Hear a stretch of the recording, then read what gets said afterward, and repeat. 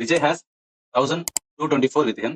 He divided among his sons, Ajay and Prakash, and asked them to invest at 4% rate of interest compounded annually.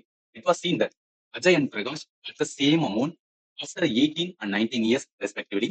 How much did Vijay give to Prakash? Actually, இது new pattern of கொஸ்டினே கிடையாது. இதுக்கு முன்னாடி பார்த்த questions மாதிரி தான். But இந்த இடத்துல என்ன அப்படின்னு பார்த்தீங்கன்னா அப்படியே மாத்திருக்காங்க. அதாவது என்ன விஜய் என்பவர் ஒருத்தர் இருக்காரு. விஜய் என்பவர் ஒருத்தர் இருக்காரு. அவர்கிட்ட டோட்டல் அமௌண்ட் வந்து 1,224 ரூபா வந்து இருக்குது. இது என்ன பண்றாருன்னா உங்களோட பசங்களுக்கு வந்து பிரிச்சு கொடுக்குறாரு. 2 பசங்க. ஒருத்தர் அஜய், இன்னொருத்தர் வந்து பிரகாஷ். Okay, 2 பேர் இருக்காங்க.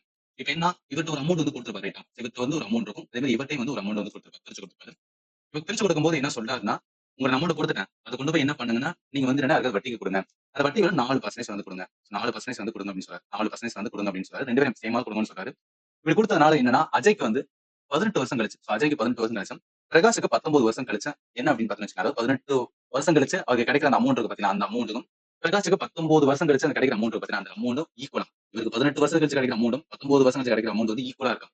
அப்படி இருந்துச்சு அப்படின்னா அவங்க என்ன சொல்றாங்க, விஜய் பிரகாஷுக்கு இனிஷியலா எவ்வளவு கொடுத்திருப்பாரு, விஜய் பிரகாஷுக்கு இனிஷியலா எவ்வளவு அமௌண்ட் கொடுத்திருப்பாரு அதான் கேட்கறாங்க. இதே தானே இதுக்கு முன்னாடி பார்த்த அந்த கிராண்ட் சனோட பேட்டர்ன் மாதிரி தான் ரைட்டா.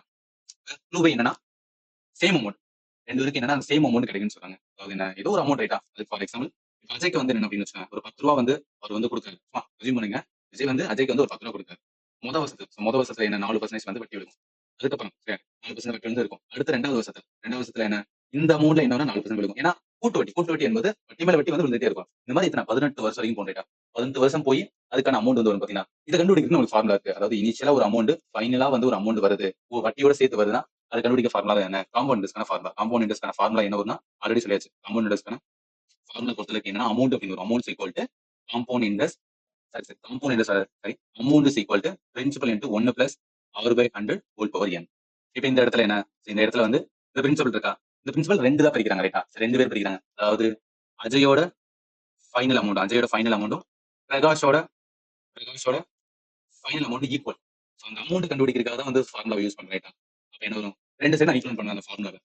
பிரின்சிபல் அஜய்க்கு வந்து பிரின்சிபல்னால எக்ஸ்னு வச்சுக்கேன், பிரகாஷுக்கு வந்து ஒய்னு வச்சுக்கேன். அப்படின்னா எக்ஸ் இன்ட்டு 1 பிளஸ் என்ன வரும்னா ஆர் வந்து ரேட் ஆஃப் இன்ட்ரெஸ்ட் எவ்வளோ 4%. 4/100 வரும் இன்ட்டு என்ன ஆகும், இந்த இடத்துல வந்து 18 அப்படின்னு வரும். ஏன்னா நம்பர் ஆஃப் இயர் 18 வருஷம் கழிச்சு தான் ஒரு அமௌண்ட் வரும். அதனால 18 இங்கிட்ட equal y into 1 plus r வந்து 4 தான் 100. இங்க எத்தனை வருஷம் 19 ரைட்டா. இது வந்து 19. சரி என்ன பண்ணுவோம்னா அந்த 1 இப்ப இதை அப்படியே கூட அடிப்போம். இங்க இங்க வந்து கம்ப்ளீட் பார்ட் இருக்கு. இங்கிட்டு வந்து என்ன அப்படின்னா கம்ப்ளீட் போகும்போது இங்க 19 இருக்கு. அப்போ ஒரு பாட்டு மட்டும் இருக்கு ரைட்டா.